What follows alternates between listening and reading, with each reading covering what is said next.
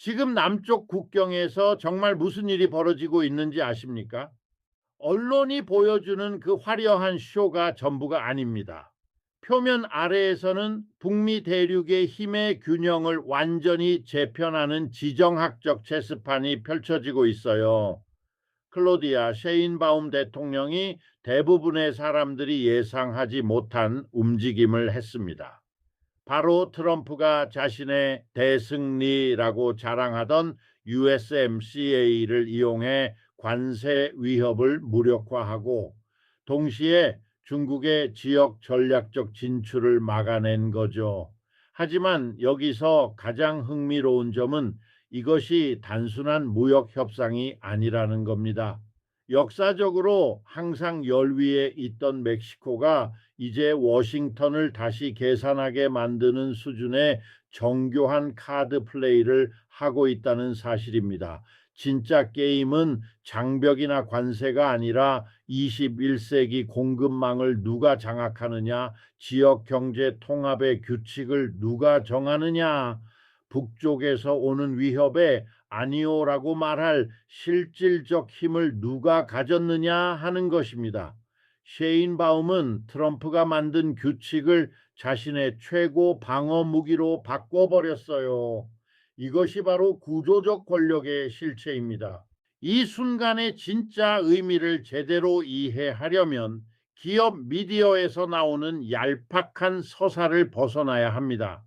지금 벌어지는 일은 멕시코와 미국 사이의 단순한 양자 외교를 넘어서는 서방후 권력 관계의 근본적 재편입니다. 대부분의 사람들은 클릭 유도를 위한 헤드라인에만 정신이 팔려 이 역사적 순간의 절반도 파악하지 못하고 있어요. 먼저 더 넓은 맥락부터 짚고 넘어가야 합니다. 1980년대 이후 라틴 아메리카에 강요된 신자유주의 경제 모델은 아주 단순한 전제를 바탕으로 했습니다. 남쪽 국가들은 값싼 노동력, 천연자원, 북쪽 제조품의 포로 시장을 제공한다. 특히 멕시코는 미국의 제조업 뒷마당으로 설계됐죠. 1994년 발효된 나프타는 이 비대칭 관계를 공고히 했습니다. 동등한 협정이 아니라 미국 기업들이 디트로이트나 시카고에서 지불해야 할 임금의 몇 분의 1로 멕시코 노동력을 착취하며 이윤을 극대화할 수 있도록 만든 합의였어요. 그 모델은 설계대로 완벽하게 작동했습니다. 중국이 글로벌 무대에 등장하기 전까지는요, 2001년 중국의 WTO 가입이 모든 판을 뒤집었습니다. 갑자기 같은 기업들이 멕시코보다 광둥이나 선전에서 훨씬 더 낮은 비용을 얻을 수 있다는 걸 깨달았고 생산 기지를 대거 이전했습니다. 멕시코는 그 후 10년 동안 수백만 개의 제조업 일자리를 잃었어요. 멕시코 노동자들이 덜 생산적이었기 때문이 아니라 글로벌 자본주의가 언제나 가장 강한 착취 지점, 가장 적은 비용으로 가장 많은 가치를 뽑아낼 수 있는 곳을 찾기 때문입니다. 이게 체제의 냉혹한 논리고 다른 말을 하는 사람은 환상을 팔고 있는 겁니다. 그런데 최근 5년 사이 상황이 다시 흥미로워졌습니다. 경제학자들이 니어쇼어링 또는 근거리 재편이라고 부르는 현상이 나타난 거죠. 팬데믹과 중국과의 지정학적 긴장 고조로 미국 기업들은 공급망을 수천 킬로미터 떨어진 바다 건너에 두는 것이 전략적 취약점이라는 걸 깨달았습니다. 갑자기 멕시코가 다시 매력적으로 보였어요. 워싱턴의 누군가가 어느 날 갑자기 반구적 연대를 느끼서가 아니라 자본의 차가운 논리가 상하이보다 몬테레이가 더 안전하고 빠르고 통제하기 쉽다고 판단했기 때문입니다. 이제 트럼프가 다시 등장해 1950년대 스타일로 관세와 위협의 몽둥이를 휘두릅니다. 하지만 트럼프 접근법의 근본적 문제는 그의 경제 권력 이해가 최소 30년은 뒤떨어져 있다는 데 있습니다. 그는 미국이 여전히 세계 경제를 독점하고 가장 큰 시장이고 가장 강한 군대를 가졌기 때문에 조건을 일방적으로 딕테이트 할 수 있다고 믿어요. 그러나 세계는 이미 변했습니다. 경제 권력이 분산된 방식 때문에 그 오래된 공식이 더 이상 효과적이지 않아요. 셰인바움은 이 변화를 완벽하게 이해하고 있습니다. 그녀는 PRI 구시대식 정치인처럼 워싱턴에 무조건 복종하는 사람이 아닙니다. 과학자이자 기술 관료로서 복잡한 시스템을 분석하고 권력이 단순히 누가 더 크게 소리치거나 더 많은 무기를 가졌느냐가 아니라는 걸 압니다. 21세기 실질적 경제 권력은 글로벌 생산 네트워크의 핵심 노드를 누가 장악하느냐, 전략적 원자재에 누가 접근권을 가지느냐, 현대 경제를 움직이는 부품을 누가 만들어내느냐에 달려 있습니다. 그리고 멕시코는 그 카드들을 제대로만 플레이한다면 상당수를 손에 쥐고 있습니다. 셰인바움 대통령이 USMCA를 언급하며 트럼프의 관세 위협을 막아낼 때 단순히 조약 조항을 인용하는 게 아닙니다. 훨씬 더 정교한 전략을 펼치고 있어요. 미국이 라틴 아메리카 정부들의 임의적 행동으로부터 자국 기업을 보호하려고 넣어둔 분쟁 해결 메커니즘을 이제 멕시코가 미국 대통령의 임의적 위협으로부터 자신을 보호하는 방패로 역이용하는 겁니다. 워싱턴은 절대 예상하지 못한 아이러니죠. 제국주의 도구가 저항의 무기가 되는 역사적 역전입니다. 여기서 놓쳐서는 안 될 또 하나의 층위가 있습니다. 이 모든 움직임의 핵심 목표는 중국의 우회 진출을 차단하는 것이라고 하지만 그 이면은 훨씬 깊습니다. 미국은 이제 경제적 국정 운영, Economic Statecraft 이라는 화려한 이름의 경제 전쟁을 벌이고 있어요. 멕시코, 캐나다, 라틴 아메리카 전체를 끌어들여 중국과의 대결에서 완전한 편 가르기를 강요하려는 겁니다. 미국 편에 서서 중국과의 경제 관계를 끊으라는 거죠. 하지만 현실은 그렇지 않습니다. 중국은 이제 전 세계 수십 개국, 라틴 아메리카 여러 나라의 최대 교역 파트너가 됐어요. 그런 관계를 포기하라는 건 경제적 자하의 행위나 다름없습니다. 멕시코의 경우 중국과의 무역은 미국만큼 크진 않지만 빠르게 성장하고 있고 중요합니다. 중국은 멕시코 농산물의 시장이 되고 인프라 투자원이 되고 전자 부품과 기술 공급원이 됩니다. 이 연결을 끊는 건 멕시코 경제에 치명적입니다. 동시에 미국은 여전히 멕시코 수출의 80%를 차지하는 압도적 파트너죠. 그래서 셰인바움은 줄타기를 합니다. USMCA 준수를 재확인하며 기존 틀 안에서 협력 의지를 보이지만 동시에 워싱턴의 반중 전략에 멕시코를 완전히 끌어들이는 건 거부합니다. 이건 이념적 편향도 선택의 여지 없음도 아닌 매우 정교한 자율성 확보 전략입니다. 글로벌 권력 역학을 제대로 읽는 리더가 아니면 이렇게 하기 어렵죠. USMCA 자체를 잠깐 들여다보죠. 트럼프는 이걸 자신의 최대 업적이라고 포장했지만 구조적으로 NAFTA와 거의 똑같습니다. 노동 환경 기준이 약간 강화됐고 자동차 부품의 지역 함량 규정이 엄격해졌을 뿐 본질은 북미를 가로지르는 상품 자본의 자유로운 흐름을 보장하는 기업 중심 자유무역협정입니다. 그런데 바로 이 법적 구속력과 강제 집행 메커니즘 때문에 미국도 마음대로 관세를 때릴 수 없게 됩니다.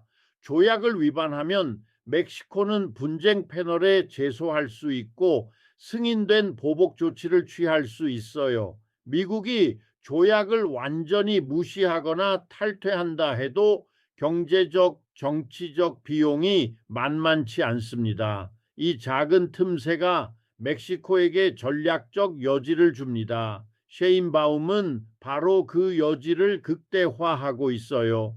당신들이 만든 규칙을 우리도 따르겠지만 당신들도 따라야 합니다. 임의적 관세는 조약 위반입니다. 라고 선언하는 거죠. 이건 원칙적 입장이면서도 매우 영리합니다. 트럼프가 관세를 강행하면 멕시코뿐 아니라 미국 기업들도 반발합니다. 포드, GM, 애플 등 수많은 대기업이 멕시코와 깊이 얽힌 공급망을 가지고 있어요. 그들은 관세로 인한 혼란을 피하려고 로비를 벌일 테고 트럼프는 국내 기업들의 적이 될 위험을 감수해야 합니다. 이게 바로 레버리지입니다. 더 많은 카드를 가진 상대의 취약점을 이용해 위협을 무력화하는 거죠. 중국 차원도 정말 흥미롭습니다. 미국은 중국 기업들이 멕시코에 공장을 세워 중국 부품으로 제품을 조립한 뒤 USMCA 특혜로 미국에 수출한다고 비난합니다. 이른바 우회 수출이죠. 실제로 일부 중국 기업이 그렇게 하고 있습니다. 하지만 이게 정말 문제일까요? 아니면 글로벌 자본주의가 작동하는 당연한 방식일 뿐일까요? 기업들은 언제나 비용 최소화와 이윤 극대화를 위해 관세 장벽을 우회합니다. 미국이 중국에 관세를 때리면 기업들이 대체 경로를 찾는 건 기본적인 경제 논리입니다. 게다가 그 기업들이 전부 중국 기업은 아닙니다. 미국, 유럽, 일본 기업들도 지정학적 리스크 때문에 중국 밖으로 생산을 다변화하면서 여전히 중국 부품을 쓰고 있어요. 대체재가 없거나 훨씬 비싸기 때문이죠. 멕시코는 이 과정에서 투자, 일자리, 기술 이전을 얻습니다. 일부가 중국 기업에 돌아가도 전체적으로는 멕시코 경제의 플러스입니다. 그런데 왜 멕시코가 워싱턴의 지정학적 전략 때문에 자기 성장 기회를 포기해야 할까요? 이게 바로 근본 충돌 지점입니다. 미국은 신냉전에서 전 세계가 자기 편에 서서 중국과 단절하길 원하지만 대부분의 나라는 그럴 이유가 없습니다. 경제적 비용이 너무 크고 이득은 불분명하니까요. 그래서 양쪽과 거래하고 투자 유치하고 옵션을 열어두는 헤징 전략을 택합니다. 셰인바움은 멕시코를 위해 바로 그 길을 가고 있어요. 이제 이 모든 것이 평범한 사람들에게 어떤 의미인지, 노동자 가족 지역 사회에게 어떤 영향을 미치는지 도덕적 윤리적 차원에서 직시해야 합니다. 니어쇼어링, 공급망 재편, 무역 협정이라는 말들은 추상적인 경제 용어가 아니라 누가 일자리를 갖게 되고 어떤 일자리인지 얼마를 받고 어떤 조건에서 일하는지를 결정하는 현실입니다. 가족이 집세를 낼 수 있는지, 아이들이 학교에 갈 수 있는지, 병원에 갈 수 있는지 결정하는 문제죠. 슬픈 현실은 납타나 USMCA 모두 기업 수익성을 최우선으로 설계됐다는 겁니다. 노동자 복지는 뒷전이었어요. 협정에 노동 환경 보호 조항이 있긴 하지만 약하고 집행도 제대로 안 됩니다. 기업들은 여전히 멕시코에서 인간답게 살기 어려운 임금을 주고 노조 결성을 시도하면 생산 이전으로 협박합니다. 멕시코를 저비용 생산 플랫폼으로 이용하는 기본 모델은 거의 변하지 않았어요. 그래서 셰인바움이 USMCA를 전략적으로 방어하는 걸 이해하면서도 동시에 묻지 않을 수 없습니다. 이 틀이 정말 멕시코와 미국 노동자들의 이익을 대변하는가, 아니면 주로 기업 이윤을 극대화하는 데 기여하는가? 우리는 이 질문을 피할 수 없습니다. 진짜 솔직한 경제 정치 논의를 하려면요, 필요한 건 현재 어느 정부도 제시하지 않는 근본적 제구상입니다. 국제무역을 노동권, 환경보호, 지속 가능한 발전을 중심에 두는 방식으로 재설계해야 합니다. 기업이 기준을 위반하면 제대로 처벌하는 강력한 집행 메커니즘이 필요하고, 국가 간 최저임금 경쟁, 레이스 투 더 바텀을 막아야 합니다. 지역 경제 통합을 엘리트의 가치 추출 도구가 아니라 모든 참여국의 생활 수준을 끌어올리는 수단으로 만들어야 합니다. 하지만 그런 변화는 자본과 노동, 기업과 시민 사이의 권력 균형을 근본적으로 바꿔야 가능합니다. 세계 최강 기업들에 맞설 용기가 있는 정부가 필요하죠. 그런데 현재 북미 세 나라 어디에서도 그런 모습은 보이지 않습니다. 시스템의 가장자리를 조금 다듬는 수준, 근본 구조는 그대로 두고 관리만 살짝 나아지거나 나빠지는 정도예요. 그래도 셰인바움이 주어진 맥락에서 꽤 영리하게 카드를 플레이하고 있다는 건 인정합니다. 트럼프의 협박에 맞서 멕시코 이익을 방어하려는 노력은 높이 평가할 만합니다. 하지만 동시에 명확히 봐야 할 건 이 게임 자체 글로벌 자본주의 무역 체제 전체가 불평등과 착취를 구조적으로 재생산한다는 사실입니다. 그 시스템 안에서 이기는 것과 시스템을 변화시키는 것은 완전히 다른 차원의 문제예요. 결국 우리가 필요한 건 후자입니다. 미래를 보면 이 긴장은 계속 심화될 겁니다. 미국, 중국 경쟁은 사라지지 않고 더 깊어질 테고 멕시코 같은 나라는 양쪽에서 더 강한 편 가르기 압박을 받게 됩니다. 해징 전략을 유지하기는 점점 어려워질 거예요.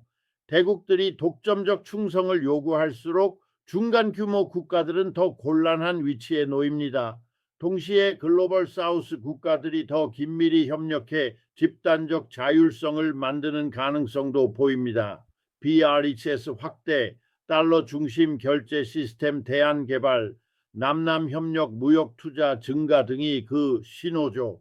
아직 서구 자본주의에 비해 약하지만 성장하고 있고 냉전 이후 일극 체제에 대한 대안 모색을 보여줍니다. 멕시코는 이 역학에서 흥미로운 위치에 있습니다. 미국과의 깊은 연결은 사라지지 않지만 항상 워싱턴과 일치하지 않는 자체 이익도 있습니다. 중국 및 글로벌 사우스와의 연결도 커지고 있고 경제 규모와 다양성도 어느 정도 무게를 줍니다.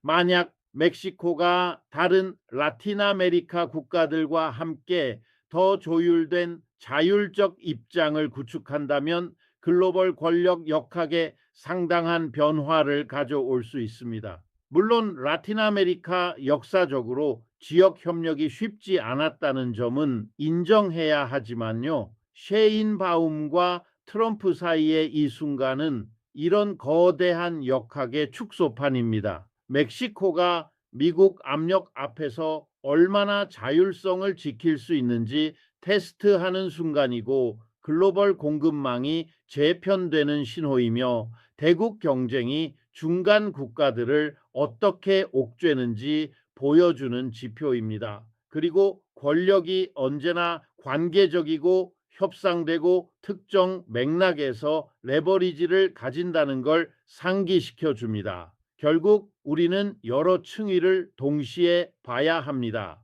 당장의 외교 전략과 전술적 움직임도 더 깊은 구조적 패턴, 글로벌 자본주의의 진화, 국제체제 내 권력 재분배 도, 그리고 무엇보다 실질적 인간 영향, 노동자, 가족, 공동체의 삶도 놓치지 말아야 해요. 이게 헤드라인 뒤에 숨은 진짜 이야기입니다. 단순하지 않습니다. 선악이 뚜렷하지 않고 쉬운 해결책도 없습니다. 복잡하고 모순적이며 명확한 답이 없는 긴장으로 가득 차 있지만 우리가 새로이 떠오르는 세계를 이해하고 가능하다면 정의와 인간 존엄 모두의 번영을 위해 형성하려면 반드시 직시해야 하는 이야기입니다. 소수 특권층의 이익이 아니라요.